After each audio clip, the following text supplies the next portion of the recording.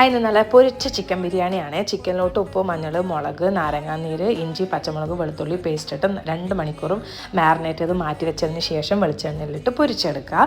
പിന്നെ നെയ്യും വെളിച്ചെണ്ണയും ഒഴിച്ച് സവാളയിലോട്ട് ഉപ്പും ഇട്ടിട്ട് നന്നായിട്ട് വഴറ്റിയെടുക്കുക. അപ്പോഴേക്ക് ചിക്കൻ ഫ്രൈ റെഡി ആയിട്ടുണ്ട്.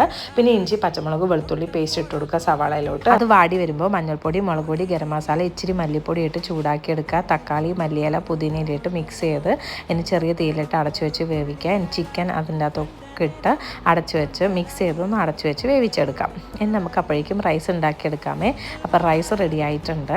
ഇനി നമുക്ക് ചിക്കൻ്റെ മസാല റെഡി ആയിട്ടുണ്ട്. ഇനി അടുപ്പ് ഓഫാക്കിയിട്ട് തൈരും ഗരം മസാലയും ഇട്ട് മിക്സ് ചെയ്ത് മാറ്റി വെക്കാം. ഇനി നമുക്കിത് പകുതി റൈസ് മാറ്റി വെക്കാം. ഇനി അതിൻ്റെ മുകളിലോട്ട് നമ്മുടെ ചിക്കൻ്റെയും മസാല മിക്സ് ഇടുക, മല്ലിയില, റൈസ്, പിന്നെ നമ്മൾ ഫ്രൈ ചെയ്ത് വെച്ചാൽ ഒനിയനും അണ്ടിപ്പരിപ്പും മുന്തിരിയൊക്കെ ഇട്ട് കൊടുക്കുക. പിന്നെ ഇച്ചിരി മല്ലിയില, റോസ് വാട്ടറിൽ മഞ്ഞൾപ്പൊടി മിക്സ് ചെയ്ത് ഗരം മസാല, നെയ്യ് അടച്ചു വെച്ച് ദം ചെയ്തെടുക്കുക. ബിരിയാണി റെഡി.